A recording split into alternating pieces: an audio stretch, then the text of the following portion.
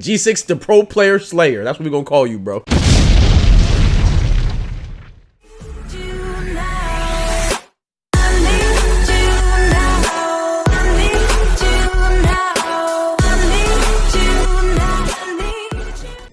All right, chat, what's good, man? It's your boy, Dr. PGnGM, man. Today we have something special. It's my very first podcast that we're gonna do, man, featuring a lot of Tekken players, man. It's called Pride Talks with the Doc, man. So that's me, that's the logo. Today I have a very special guest, man, my boy, who's been helping me a lot throughout my Tekken journey. Those of you that's been in the stream, y'all familiar with him. His name is G6. Those of you new on the YouTube, it's going to be viewing this on YouTube. You're not familiar with them, but that's what we're here for, man. We're going to interview a lot of these players, a lot of these dope players, some players that I think are dope, that the community thinks is dope. You know what I'm saying? And yeah, we're going to get to know these Tekken players and hopefully get better in the process. Which that's the goal. The goal of this is to improve our skills, at the same time build some camaraderie and some fellowship with the fellow Tekken players, man. These dope kings and queens that are beasts at this much difficult game, man. So today, like I said, we're going to start off with my boy G6, man. He is here right beside me. Yeah, man, please, what's your name? I told you his name, but what's your what do you like to go by? Of course, on Twitch, don't reveal none of your personal information. What's your name, where you're from, and how long have you been playing Tekken? So definitely by G6. I've been playing for roughly about over 2 years now, in between 2 to 3 years. You want me to go over like just kind of favorite character and all as well? Yeah, I got those questions later. We're gonna go over that. Oh, my bad. Now you good? You good? No, you good, man. We freestyling, man. Well, yeah, based out of Nevada, Las Vegas. Okay. Like I said, I've been playing for roughly in between 2 to 3 years now. Okay. A lot of knowledge to obtain with this game for sure, but I've had a lot of success as well. So that's a fact. That's a fact. So we will talk about that success a little later down the line. But first off, you said you've been playing for 2 or 3 years now. For those of you, I know for me, you know, before I got into Tekken, I've only been playing for 1.5 years myself, roughly. But that's considered as you're relatively new because the game been out for like 8 years. You know, how do you feel that you are liking the game? You know, being your first Tekken. Also, do you see that you'll stick? Do you think that you'll stick with this game for the foreseeable future? Like for when Tekken 8 comes out and stuff like that, you do anticipate still playing it, or you know, venture off to another game, or what? Definitely wasn't an easy process by any means. It was very challenging for sure, with there being a lot into the game as far as moves and all, and obtaining all of the knowledge. I'm sticking with the game for this foreseeable future. Not a bad game, definitely enjoyable, but I would definitely say for the long run, my biggest concern would be a lot of the money that's involved with the game, especially if we're talking in regards to like tournaments. Right. I know a lot of players have said this before too. So like, you know, Capcom just had like a $2-3 million tournament. $2 million. Could be wrong. Ooh, big bank. Could be wrong about that for sure. Nah, you ain't wrong. I seen the updates. 2 million. You're definitely looking to see that type of prize pool. I'm telling you. For this game. Otherwise, I'm looking to pull up. There will definitely be some talks about if I do decide to move forward. That and of course the character that I like to play. Right. So okay, speaking of the character that you like to play, man, let's segue right into my next question, man. Is there a pro player? You know, is there a player, pro or recreational? You know what I'm saying, being casual or professional, that you look up to in regards to their play style, or like coming up in the game, or anybody that has inspired you in regards to playing Tekken? Unpopular opinion is, of course, I show love, you know, to a lot of the American players that play this game, but I definitely like to start from the top as far as like studying. So you talking Korea? We talking Korea? In my opinion, of course. Hey, which one of those players? Yeah, one of those players would be JDCR for sure. Okay. He also plays the same character that I do at the highest level. Okay. So that definitely goes about learning a lot of the ropes, gameplay style, patience, and more of the mental aspect of everything too. So he's definitely one of the number ones. The second one for sure would also be Low High, reaction-based player. Also, in my opinion, of course, as of right now, I'll probably still be the best player for playing this game. But again, it's my opinion. But he's also the top two. And you know the dope thing about this is your opinion is all that matters right now, man. This is about you and what you think, and again, is we interviewing you right now, not the Tekken community. You know what I'm saying? So, but yeah, everybody does have their own opinion. But Low High, I've actually seen him play. He's definitely a great player. I actually learned about him through you, actually, to be honest. And I heard you say that you like JDCR, you know, and your game is kind of catered towards his. So you play Dragunov like JDCR? I know he won. He was very successful when Tekken came out. As far as tournament play with JDCR, right? I mean, with Dragunov and AK, I believe, right? Yeah, 100%. As far as I know, of course, I didn't start immediately when this game came out, but Right. I'm definitely aware of the fact that he played Dragunov and was very successful with that character. Right. When he first started, and watching a lot of the past VODs for it, even tournaments for it, and also enjoying the character as well.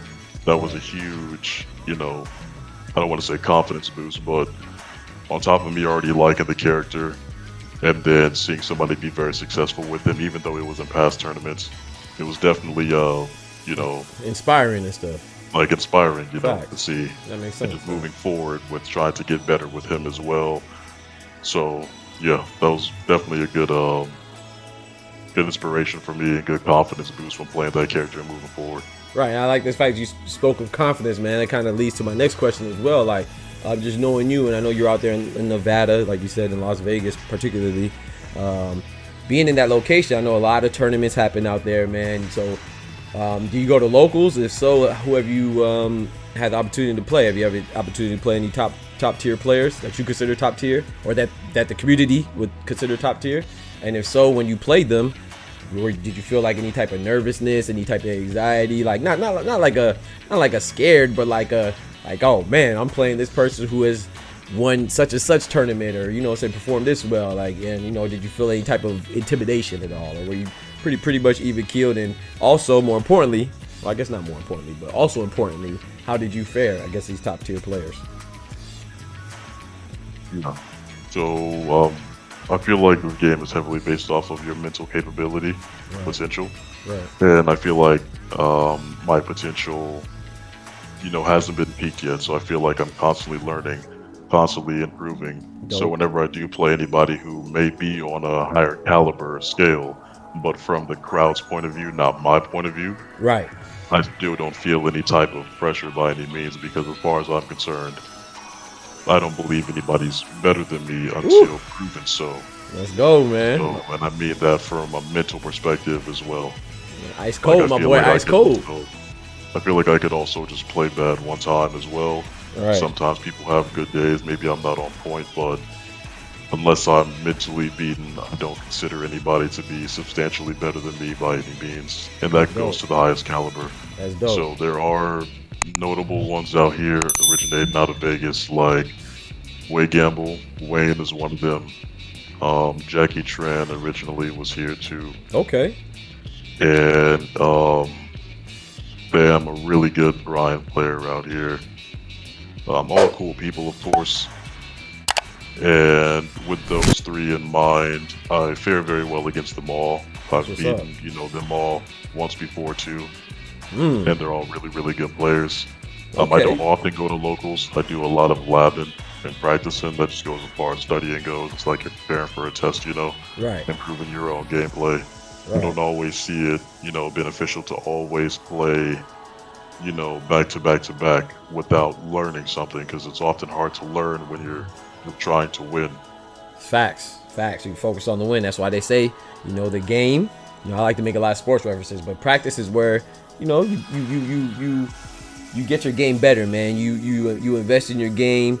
You improve on your game. You practice these things in game times when you show off your practice and your repetition. You know what I'm saying? You don't go to the game to get to improve. You go to the game to showcase your skills. So I definitely feel that. But you mentioned that you do fairly well against these OG players and these pro players, man, that's in your local area. But I've heard some things now. I heard you're being a little modest, man. I heard that you might have played somebody like the likes of I can't remember his name, but I think he won Knee. I heard that you played Knee, and I heard that you also played Arslan Ash, man. I don't know too much about these guys, but I think they're pretty damn good. How'd you do? Yeah, so I played against Nia and Arslan Ash. It was after an Evo, and there was an Airbnb that some players had got to hold sessions, of course. Right.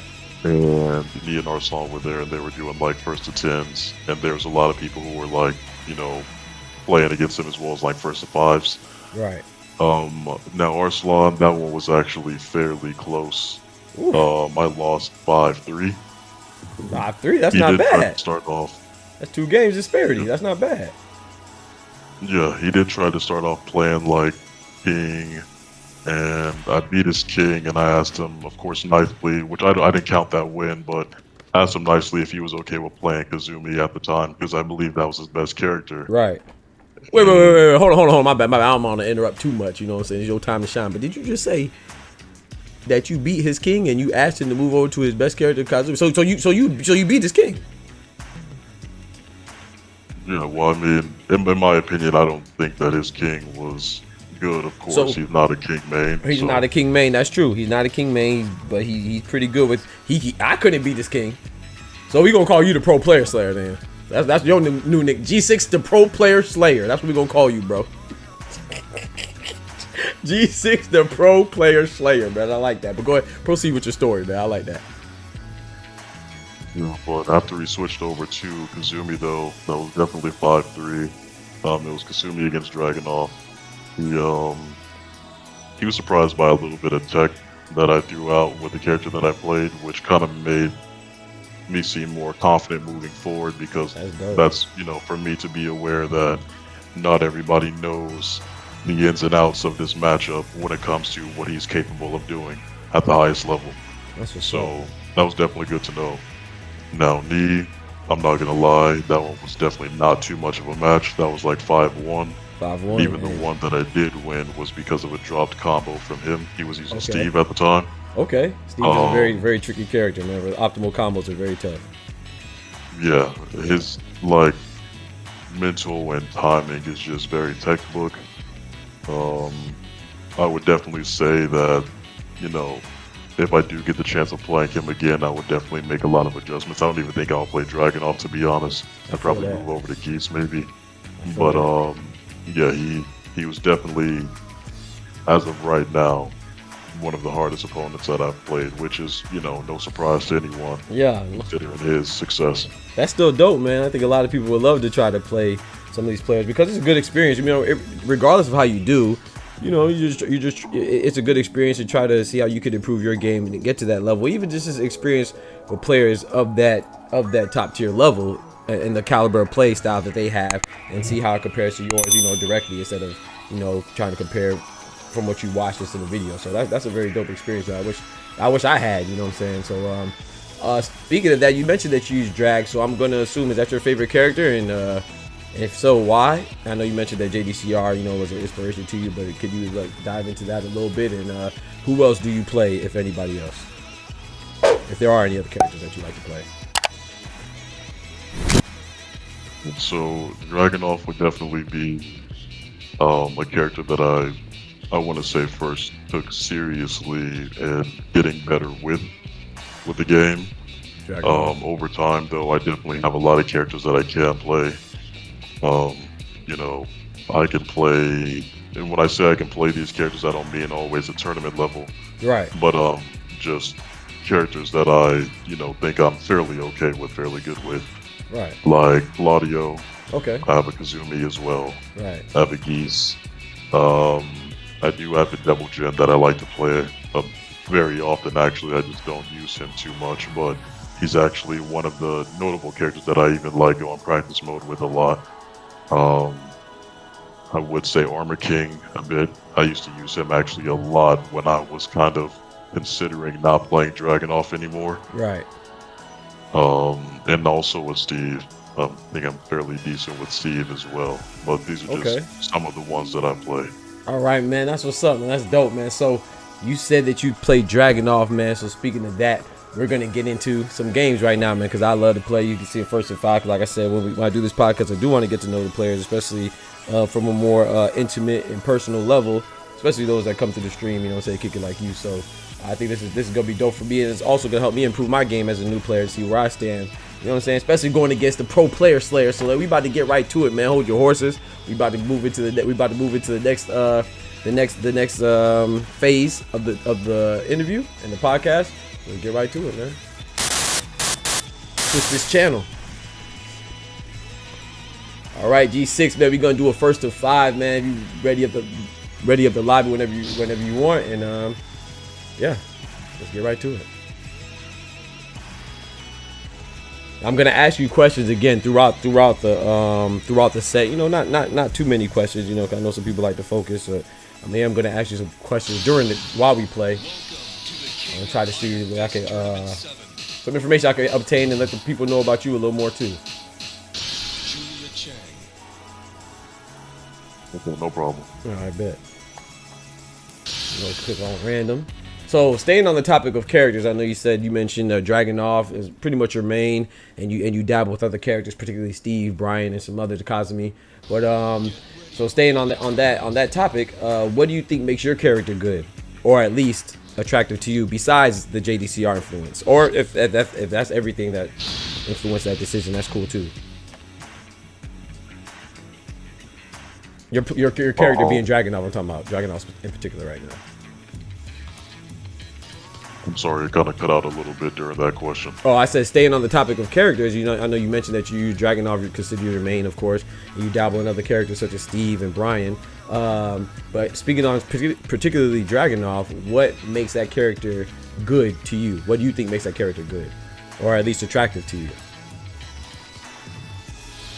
As far as the character goes, I think he's just a cool character design.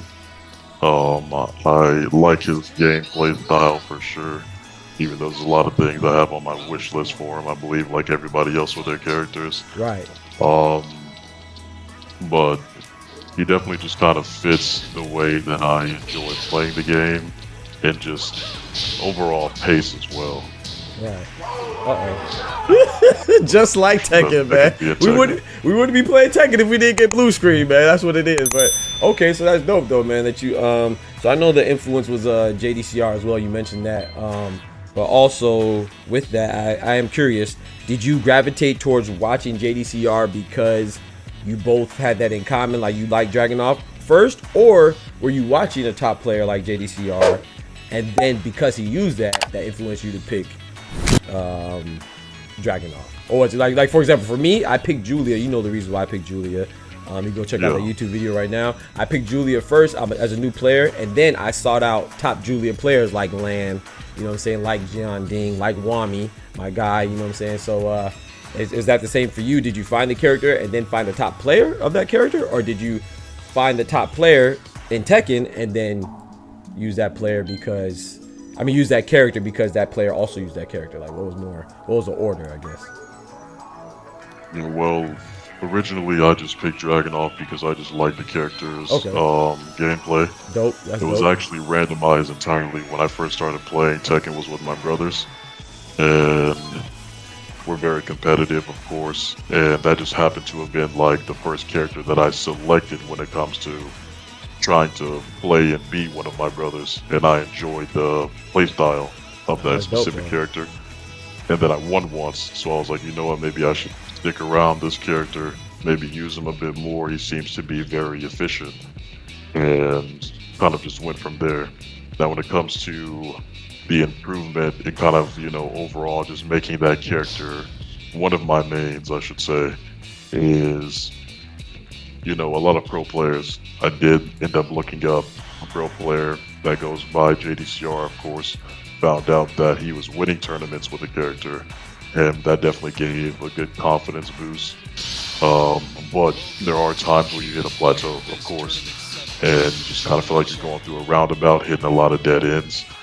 And before I actually reached out to, you know, the top player to try and get better, one of the main people that was helping me, you know, just move forward and getting better at the game, even though he may come off as kind of strict in some cases, but he definitely means well. He'll answer all questions you need, is Fighting GM.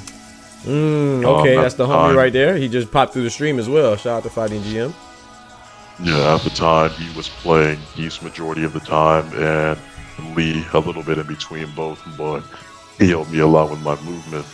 A lot of the movement that you guys see now beforehand, he was seeing it firsthand that I was not moving well at all, and I made that a huge focus. So he plays a huge part as well in helping me increase the efficiency of movement and making my gameplay a lot better too. That's fire, man. That's fire. Okay, we about to get back to this matchup, man. And like I said, we're still gonna keep going with the questions, man. And obviously, we know that you said about about Dragunov and what made you pick and the influence, and those are dope reasons. Very similar in the order of how we kind of similar to me in the way we pick character. We just thought the character looked cool. We saw something about the character that we liked, so I think that's dope. And do you consider your character now? I'm asking you this to be honest now. Do you consider your character to be strong? When I say strong, relative to the rest of the roster on Tekken 7, or do you consider them to be weaker, or how do you consider they fare? As far as like not necessarily a tier list per se, but like yeah, do you think he's like I mean, I guess like a tier, yeah. Do you think he's at the upper echelon, the lower echelon, you know, mid tier? How do you think your character ranks for you personally? I believe that he is, again, unpopular opinion. Yeah. I believe he's actually like wages fairly low, and it's because of a lot of, you know, overall just a lot of characters receive buffs and just like tools that deal with, you know, what he has to offer in his entirety for his game plan. So I shouldn't have dropped that. You know that, right? You know I shouldn't have dropped that though. That's crazy. That's mad OD. That would have changed, I ain't gonna lie to you. Go ahead, my bad. Oh no, you're fine. But what I will say is that there's just a lot of characters that have just a lot better tools when it comes to Dragunov and what he has to offer. So it just becomes a lot more difficult to try and just wage pressure, you know, wage consistent movement against them. Also stop them from moving is another challenging thing because he doesn't technically have good tracking. So that's another thing. His tracking is that's crazy because when I fight Dragunov, I feel like his tracking is pretty good. But like I said, that's just for me fighting him. Maybe the people that I fight, like you, do a lot of moves that I'm susceptible to from my lack of movement. Because my movement's not the best either. You know, being a new player. You know, not just new to Tekken, but also new to fighting games. You know, it's kind of hard. The movement is a challenge for me, especially on the 3D plane. But you just beat the heck out of me. I don't appreciate that. You up 1-0. I feel like I got robbed. I think I would have won that first game, that blue screen. But we ain't gonna talk about that though. So now we spoke of like his tracking. You know, his lack of tracking and his lack of pressure tools. You would say, can you give me some of the strengths of the character before then we're going to talk about the weaknesses and what do you think that they could improve. I know you talked about the lack of buffs that the character gets, so we're going to get into that. But right now, can you tell me some of the strengths of your character? What do you perceive as strengths? A lot of strengths for this character would definitely be pressure being one of them. Okay. So one of the moves you'll see me do often throughout this set is while running 2. While running 2 can be +5 and or +6 depending on the distance at which it hits. Closest being +5, +6 being at the maximum range. Okay. I would definitely even say at some ranges might even be +7 because there are some that move right there. Yeah, while running 2, that move right there. Very effective, very good with establishing pressure. And also when it comes to plus frames in this game, you're really just trying to figure out the button timing of your opponent, figuring out when they're going to be comfortable pressing buttons, and then kind of just moving from there. Right, okay, so it's a tool to, not only does it apply pressure, but it kind of works twofold because it also gives you some information on what your opponent's going to do, especially in a plus framing situation, that it leaves you in, since it leaves you plus. 100%, absolutely. That's dope, man. I like your cerebral approach with it and everything. Okay, so now we talked about some of the strengths. Can you give me some more that you think that's pretty much it? The pressure, FF2, gathering information. What else you think your character excels at? If anything. So one thing, he's said the things that he excels at as far as pressure goes, or Yeah, in your opinion, like no, anything doesn't have to be related to pressure. Oh, but okay, of course. yeah, anything, man. Don't give out all your secrets now. You know, we don't want a sudden explosion of Dragunov players because you beat Knee and Ars and Ash and stuff.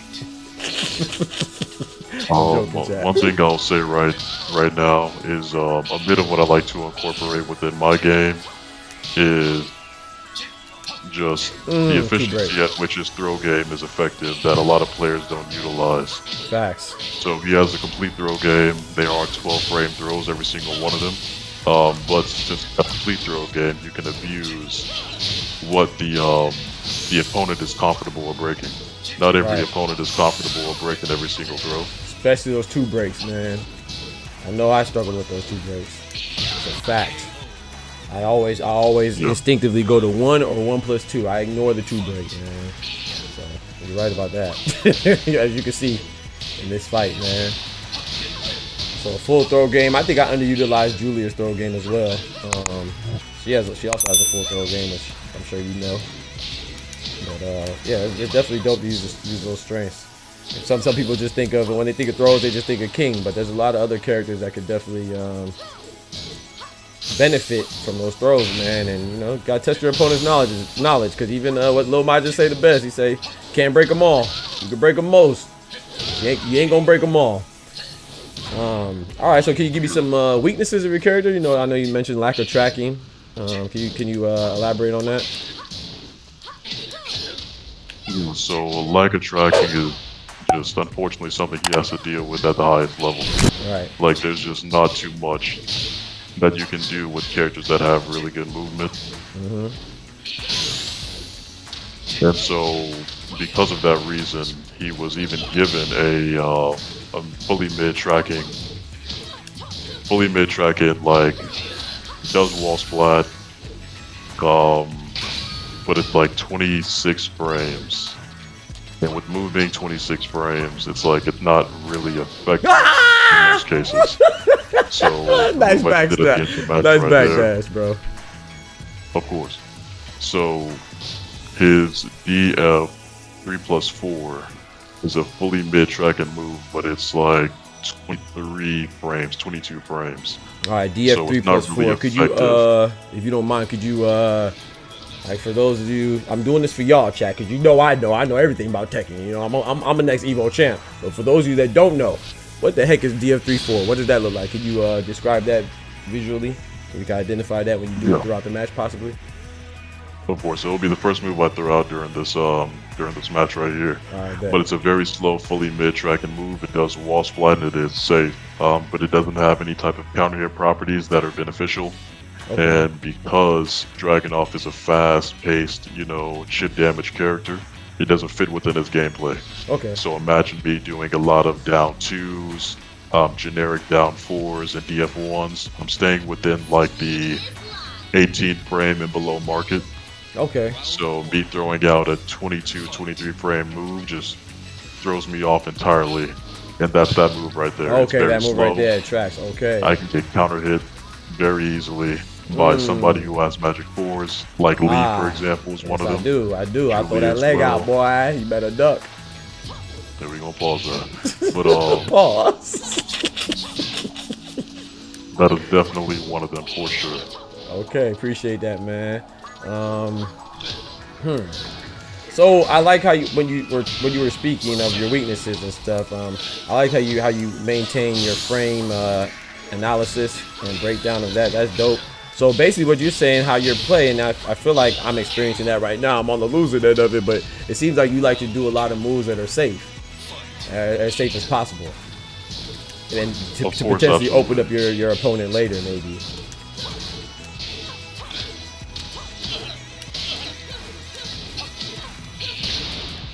And so the main reason why I do so is mainly because there's a lot of players, in my opinion, who take unnecessary risks. Yep. And also, Dragunov doesn't have a lot of high reward when it comes to taking risk. Okay. So you say he does not have a lot of high reward. Yeah, he doesn't have any high reward risky moves. Okay. I'll throw one of them out throughout the set. Okay. But it's not beneficial to play risky with Dragunov. Okay, makes sense. Makes sense. So what? Speaking of that, what character do you think is more? I've got a Magic 4 right there that you were talking about. What character do you think, in your opinion, are like some of the riskier characters, and you know that'll be the contrary to Dragunov? You know, like the ones that would be very high risk, high reward type players or type characters. If you could think of any off the top of your head. High risk, high reward. Yeah, can you give me an example? Yoshimitsu was one of them for sure. Makes sense. A lot of Master unblockable Raven moves. is one of them. Master Raven, that's another one. Yep, I can see that. I can definitely see that. On top of that, you definitely have.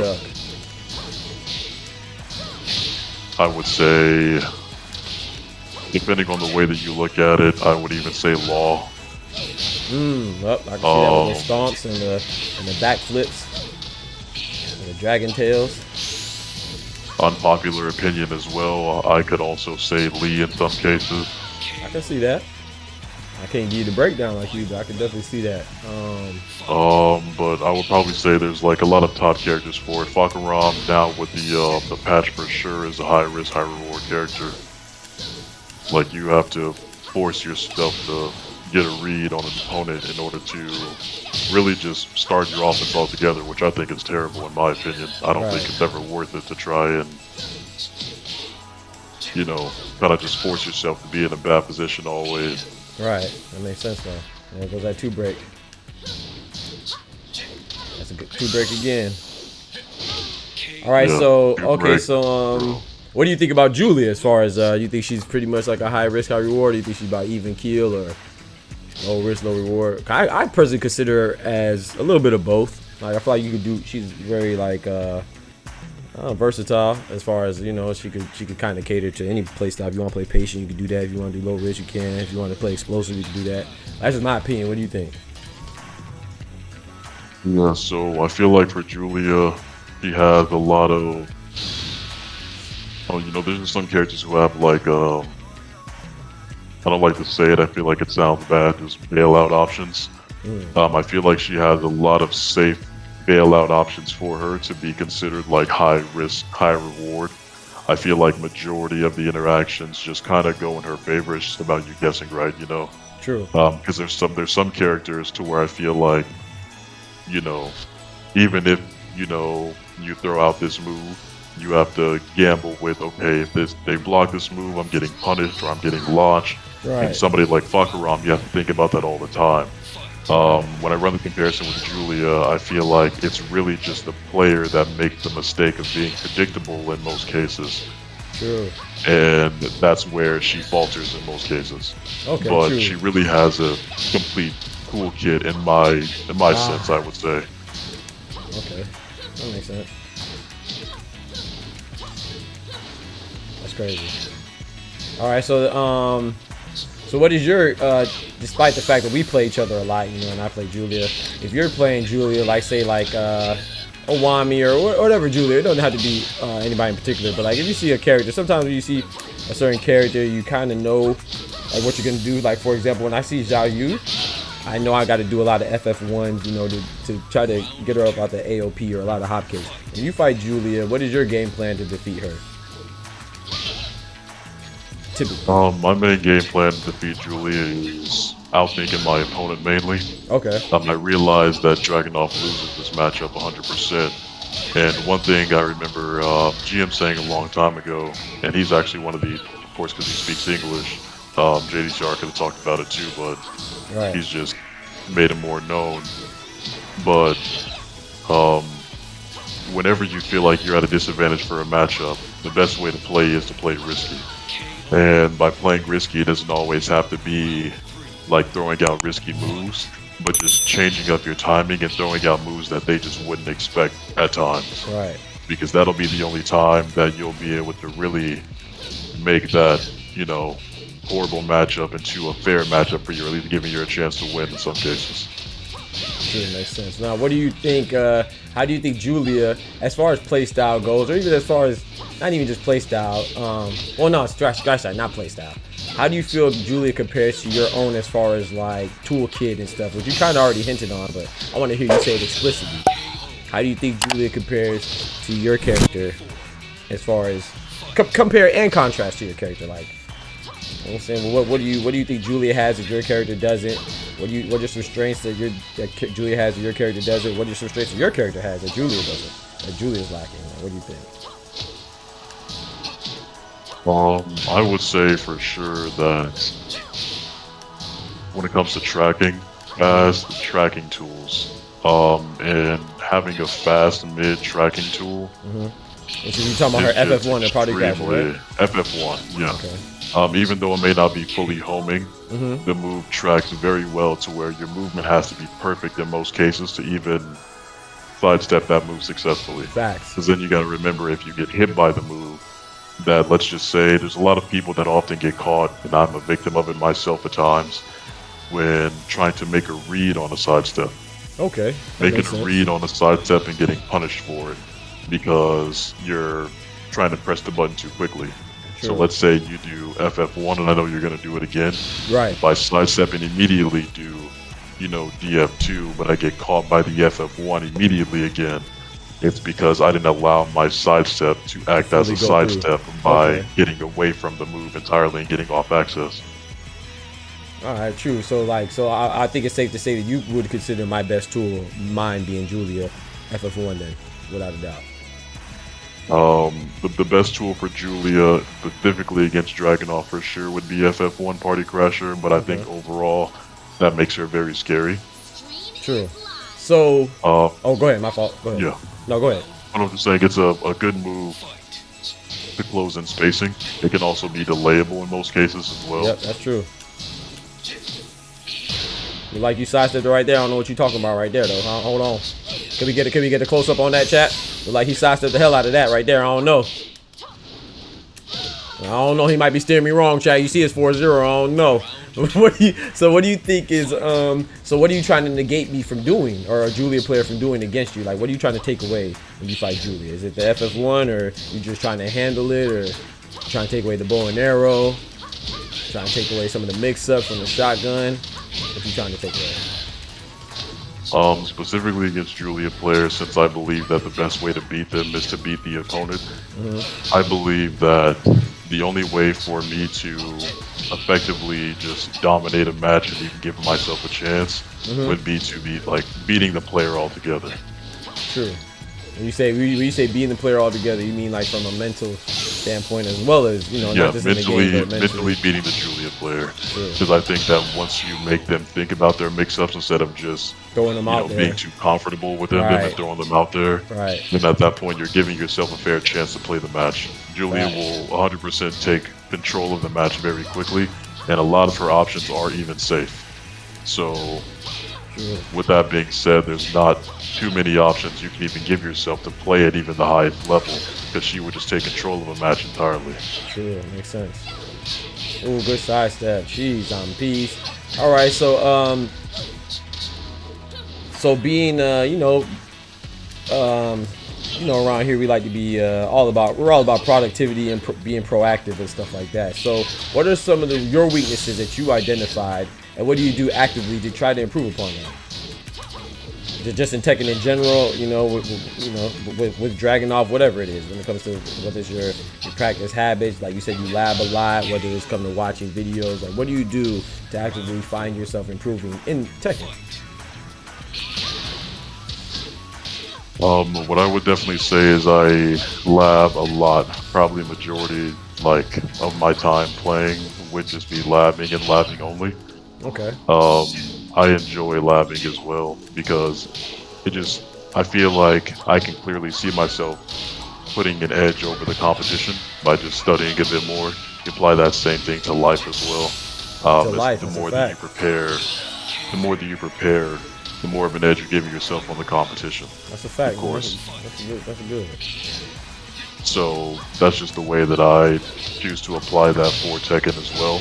So I lab very, very often. And a lot of the things that I do lab will be execution. On top of execution will be like my reactions as well. Makes sense, man. Makes sense. All sounds good too. Like, so when you lab your execution by that, you so you just practice like your most difficult combos with like Dragunov or Steve or whoever it is. But you distracted me right there again. I was supposed to win that one, man. It's supposed to be 5-2, man. He really cheating, chat. He trying to lull me to sleep. You know what I'm talking about? You got the clear eyes voice. You know what I'm talking about?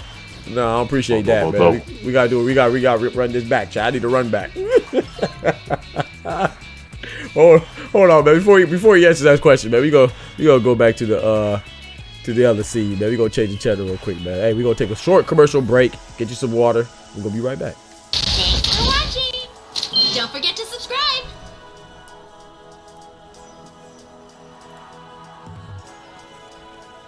All right, G. So you were saying about labbing and stuff. You said you enjoy labbing. Me as a new player, and you're a new player too, you know, relative to the lifespan of Tekken. Because Tekken 7 has been out for 8 years, almost a decade. Then all the other Tekkens combined, it's been, you know, about 20 plus years. So you're still new, having 2 or 3 years in the game. I'm very new, 1.5 years in the game. Would you suggest to enjoy labbing? Like, I know you enjoy labbing, so that's very. I think I don't think that's a majority, you know. So what would you suggest to people to do to improve their labbing sessions or even their experience labbing? Do you suggest like labbing with other people? Maybe staying in punishment training. What do you do to? What's the part that you enjoy besides the results? So of course we all enjoy getting better. So that's the process that you should be. You're in love with the process because you love the result. The result is improving. But what do you enjoy while you're in the lab? You got to find a piece of the journey to enjoy as well. Yeah. So what I would say would be easy for new people to get involved in labbing and have more time enjoying the lab. It's not even always practicing your character. I think people assume that labbing is only practicing your character against a bunch of different characters to know the matchup. You're not going to always enjoy that. Sometimes you actually have to play out that matchup and figure out what you're good against, what you're not good against, because every character that you play against is going to test you for something different that you need to work on within your game. That's a fact. Like, Yoshimitsu is going to be how important it is to wake up off the ground. Right. You That can Oki have crazy. in, like That Oki Oki is situations. crazy. Right. You can have Fakumram, which is, you know, strictly with your punishment awareness and also reacting to a lot of string options. Fuzzy blocking will be one of them. You know, Josie is going to be how good you are with chip damage and awareness of frame knowledge and also fuzzy ducking. So one of the things I did early on is going to be practicing with different characters as well. That's actually how I learned so many characters fairly quickly. So, for example, let's just say that I feel like playing Raven one day. Instead of me using Dragunov to learn how to play against, you know, let's just say I have to learn how to play against Miguel. Instead of me using Dragunov to learn how to play Miguel, I'll use Raven to play Miguel. So that way I'm enjoying playing Raven because I feel like playing her anyway, but I'm also still learning that matchup even though I'm on a different rank. So I'm still enjoying my time while playing the game by playing somebody I want to play. Like Akuma, I've even played Asuka. You know, that's why I know a lot of, you know, frames and combos as well. Right. That's definitely the best way because it'll improve your character knowledge very quickly. It'll also keep, you know, you just mentally and just like effectively enjoying the game at that time. Like if you want to play Negan, I know you said that too. Yeah. Let's say that you don't know how to play against Lee. Right. Instead of you using Julia and the lab to figure out how to play against Lee, you can switch over to Negan because you'll enjoy playing Negan. So you can enjoy playing Negan while also labbing at the same time. That makes sense. No, you're right. Because I'm gonna already know, since I main Julia, I don't know the property. So let's say I lab and I learned that I could launch a move with Lee. That's 15 frames with Negan. You know what I'm saying? Then I already know that translates to Julia as well, and I already know I'm a DF2-1 with Julia. You know, for the same move. So yeah. Exactly. That way sense. You'll pay more. Like unconsciously, you'll pay more attention to frames instead of just like figuring out, oh, I have to DF3 this, because let's say you play Negan and you know something is a 10 frame punish, so you'll do 1, 2, I believe it's 1, 2, 3 with Negan. You'll do 1, 2, 3, which is a punish with Negan. And then once you go over to Julia, instead of you thinking, oh, I just have to 1-2 this, you'll be like, okay, I remember this is -10. Right. So since it's -10, Julia can do this for -10.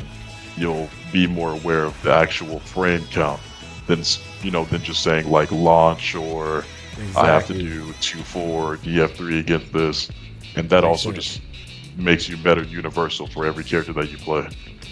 That makes sense, man. So now we're gonna get to a little more. I appreciate that breakdown first. You know what I'm saying? Now we want to get to the more interesting, frivolous questions, man. So do you have any hobbies or interests outside of Tekken that you don't mind disclosing? I know you don't just play Tekken all day, despite what y'all think out there. People ain't just playing Tekken all day now. Just because you good don't mean you play all day. That just means you trash. You just been playing all your life, you trash. Go ahead, though, G. Yeah, so, as a kid, I was definitely an athletic type. All I was about was sports. Sports and gaming, of course. But outside of playing Tekken, I like to play basketball. Hey. Like, every time that I can. Okay. I would go to like the rec or like the YMCA out here in Vegas and go and play basketball very often. I don't Other than that, that's crazy. I don't know about that. But that being said, yeah. But also like sports and being like football. Football is another one of them. Hey, I played cornerback and wide receiver when I played basketball. I played point guard. Yeah, that's what's up, man. Yeah. So those are the main two that I definitely enjoy doing as far as like getting out of the house besides just going to hang out with like friends, things like that, of course. So that's crazy, man. What I deduce from all that is what I find is very crazy, man. You trying to tell me that you good at Tekken, that you done beat all these pros, you done 5-0 me on my own stuff, and you're a fully functional adult? Tekken doesn't consume your entire life? That's crazy. That's crazy, bro. I don't know how you do it, man. You might need to write a book. Well, no, I'm just joking, man. So, G, I appreciate it, man. I do have some questions that I would like to field from the chat. You know what I'm saying? If chat has any questions, we're gonna take like 3 or 5 questions that our mods could pick. Anything you want to ask G6? Since we are live, what do y'all want to ask G6, man? Guys, any questions, funny questions, try to make it appropriate, man. You know what I'm saying? No answer about no, you know what not to ask. We like to be funny and stuff around here. But yeah, anything y'all like to ask? We're fielding questions from the chat.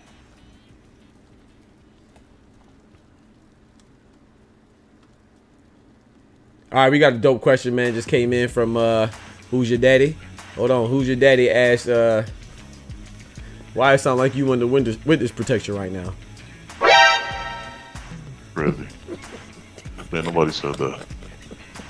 What you mean? You can see the chat. You not in the street? It's right there. Who's your daddy? Ask why it sound like you under witness protection. Sound like you Shaq's grandchild. Ain't nobody in the witness protection. Sound like you. Move on to the next question because you're wallet. Sound like you hiding from the mafia right now. You snitching. That's crazy. We do have a serious question for Project of a Person, man. If you had the opportunity to sit down with TGE, lead developer of Tekken 7, asking about something you'd love to see in Tekken, what would it be? That's a great question, Project. He said, so when he said TGE, that was a typo. He meant duh. Sorry. So let me rephrase it. So he said, I just realized it was a typo. He said, Project said, if you had the opportunity to sit down with the lead developer of Tekken 7, asking about something you'd love to see in Tekken 8, what would it be? I thought TGE was an acronym. I was like, we gonna answer your house question? Absolutely not. No, we're not answering house. Project. Yeah, we talking about Project. How's walking? Yeah. No, the answer to that though. But for Project, I would definitely say that I would enjoy to see just try to make the game, make sure they're not like venturing out too much. I would definitely like Tekken 8 to be universal like it has been. I haven't played Tekken for a very long time, but it seems like they found success with Tekken 7 in a major part. And I think when they try to constantly make changes, not all changes are good changes. True. But, there's nothing wrong with it experimenting, but I hope they're also open to making adjustments to the game entirely if, the general public doesn't like it. Because right now, I'm not gonna lie, the heat system and everything Ooh, that definitely does- has me a bit worried. Yeah, me too, man. For I'm gonna give it sure a has me chance, a but bit it does worried. not look like something I'm gonna be excited about. Yeah, that'll be the one thing, but I would just say I would like to see my character in the game for sure. Unfortunately, I'm going to be very honest, I don't think that I will see Dragunov in that game. Just by the feeling of it and the looks of a lot of like leaks that I've seen for like the rosters, I don't think anybody's even thinking about that character, so hopefully there's a surprise trailer to see him in the cast. If not, I would definitely just have to make an adjustment for the character I would like to play. Bro, you just 5-0'd me. Me, Julia, and Michelle. Gonna jump Dragunov and hide the body. He ain't being in Tekken 8. He ain't gonna be in Tekken 9 either. So he goes, you just 5, we about to jump Dragunov. Hell, hide his body under ice. We got a question coming from Jumanji, man, the dope Yoshi of North America. He said, so Hurtbox extension / realign, do you think that these are high level concepts and how much do they impact the game? That's a very good question. Box extension and realign. I do believe that they're high level concepts because that goes back to box extensions talking about sidesteps and immediately pressing a button so it extends your box. So it essentially acts as if your sidestep was nullified in most cases. At the highest level of the game, you have to understand these things because it also goes about readjusting combos. Like, I naturally just know over time because of realignment and just off accesses for Dragunov combos, even for most characters that I don't know how to play as a main. I just know how to realign most combos naturally by taking a look at the extension of arms or legs to cover ground of like range 1 and range 2 for a lot of characters, because without knowing a lot of box extension, and realignments, you're putting yourself at a disadvantage for somebody who studies that, because at the longer parts of a set, they could purposely put you in that situation which you may not be comfortable with, and that causes things like drop combos, unorthodox combos as well. You also have like rage art drops that could have won you around, rage drive drops, punishes that you'll miss because you're not aware of it. So there is a lot of different options when it comes to those things. So just not having that awareness can definitely just hinder you from achieving this game for sure. Right. Okay, so that's the last question we're going to wrap it up with. This is a Fighting GM, the best league in the world. He has a question. He says, if you had to put your meat somewhere, where would it be? By meat, I think he's talking about like if you're hungry and you had a plate of ribs and maybe you had your dog, or maybe you have some relatives over and you have some leftovers, where would you hide it in your house to make sure that they don't obtain your dinner? Because I don't know what kind of meat he talking about. He got to be talking about some pork chops. Care to answer that, G? Where do you hide your your protein from your family when they're over and you have a good meal? Yeah, GM is wildin'. With that being said, we're gonna keep it Cobra Kai. But for Jumanji, if you're talking about stepping, no, we're over with Jumanji, man. You get one question, man. No, you'll get no carryover, no sir. Jumanji, if you want to get on the interview, we can interview Jumanji another time. But now we got to get to the next segment, man. Stay tuned, baby. All right, check out this replay. Our first match that we had. Yeah, we're just gonna discuss it and see if we could analyze it and see if we can improve, or any mistakes that I made, or any mistakes that he made, or just have a live discussion on the match that we just had, the blowout that we just had. Let's get right, man. Doc versus the pro player Slayer. TOD gang, stand up. Let's get right. What up, Shake? Frenzy.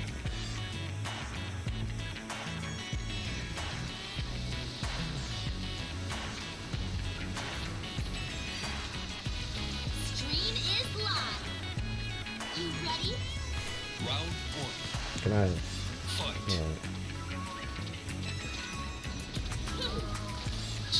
So there, I was just trying to test out the FF1.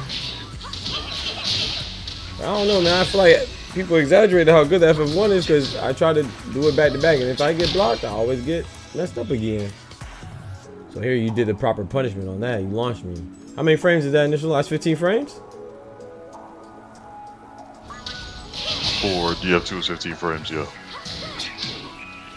Oh, I did bow and arrow. Okay, never mind. I thought I did FF1. I'm about to say, how the heck? So you did the proper punish there. You just dropped the combo. That's why. Okay. So I got blessed on that.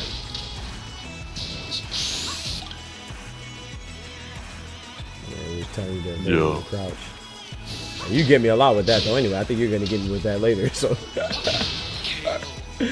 You know, I gotta switch it up and go with my mid option sometimes. From the shotgun. And see with that FF2, man, like a lot of people are instant while running 2 that you do right there. Like a lot of people say the sidestep. I see some people sidestep it, but I really don't have. I have very limited success sidestepping that gun. Yeah, it's because instant wall running 2 isn't that easy to sidestep. Okay. But if you can, you know, telegraph the move if they're at distance, then it'll be easy to sidestep. Okay, that makes sense too.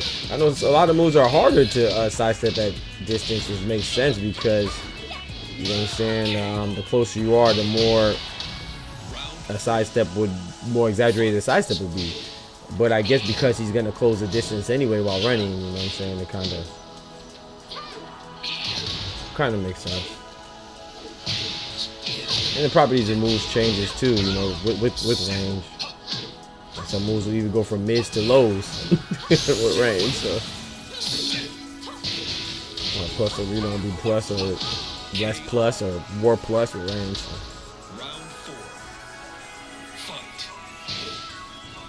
Yeah, one thing that I like introducing in the match is just, even though Dragunov like may have limited options when it comes to mids, because a lot of his mids can like unfortunately be crushed. Like changing up timing and going for mids is always the go-to, or throwing out slower mids to mess up your low block timing. Right. Like that is always the best way to go about it. That's a fact. But I definitely kept my gameplay very simplified, just baiting out when I knew you were gonna press buttons, right, or just like being very oppressive and making you want to come and attack me. Facts. Based off of me being plus alone. That makes sense. So there's definitely a lot of people I feel like fear Dragunov and say he's really good because they don't have patience. Yeah. But you can really let him hang himself. Throughout the set, you'll see that you're actually performing a lot of low parries as well. That's a fact. Yeah, my like low parry is pretty good. Steps. Yeah. Yeah, you were doing a shotgun spin into low parry. Wami actually does that against me as well a lot, because that's really good against Dragunov. Sidestepping against Dragunov into low parry is really good. Okay. So like it beats a lot of his options. And I got you right here with that shotgun, but then I dropped the freaking combo, of course, because I paid you back for when you dropped your combo. But yeah, I didn't know that. So low parry, the shotgun into low parry is very effective against Dragunov. Yeah, shotgun and low parry is definitely very effective against Dragunov because his DF4, you have to time it. You can't just throw out DF4 which is mid because it's very linear. Okay, yeah, it is very linear. That's true. Yeah, I know exactly what move you're talking about too. That one right there I just did at the end of the round. Right. Yep. Exactly. Move at the end of the round, man. So, all right, maybe let's show one more, and then. So it's nice to kind of see, like, you know, the breakdown of once you lose. That's why they always say that it's very advantageous for you to go back and check your replays. You know what I'm saying? Go back and check your replays, and especially if you struggled, you know, instead of just like me. I don't utilize that feature enough, man. I always just play. But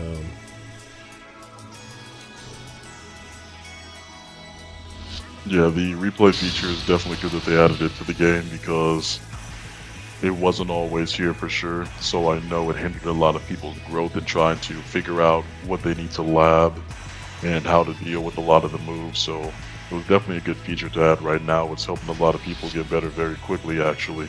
Facts. It's definitely closing the gap for a lot of players for sure. Facts, man. Thanks for watching. Don't forget to subscribe. Yes, sir, man. So that is it for the interview, man. I appreciate y'all rocking with me as always, man. This is Pride Talks with your host, Dr. PGnGM. You know what I'm saying? So this was fire. It's a dope first episode, man. My boy right here, my brother. A lot of stuff I already knew about him, but you know, just for the conversation, we want to talk about it and stuff. You know, he's a very interesting player. He's been very instrumental in excuse me, very instrumental in my growth. You know, as of late, as a player as well. So yeah, man, I really like this. You know what I'm saying? Making a community effort, man. He's definitely part of the Pride. One of the kings of the Pride. Next episode, we gonna have. I'm not even gonna tell you who we gonna have, but it's gonna be another king or queen from the Pride, man. Another line of lioness, man. So G, if you want to say anything, man, please say it to it now. The YouTube, holla at them. People on the YouTube. Definitely thank you for having me. For sure. With that being said, keep it Cobra Kai, lock in, stay solid. Don't ask me what Cobra Kai is. I have no clue what that is, child. They don't exist. I don't know what that is. But I appreciate y'all, man. We out till next time. God bless. Don't forget to like the video. Peace. Enjoy what you just saw? Click on this playlist for more of my online matches and battles against the hardest CPU. Follow my other socials as well. Don't forget to like the video.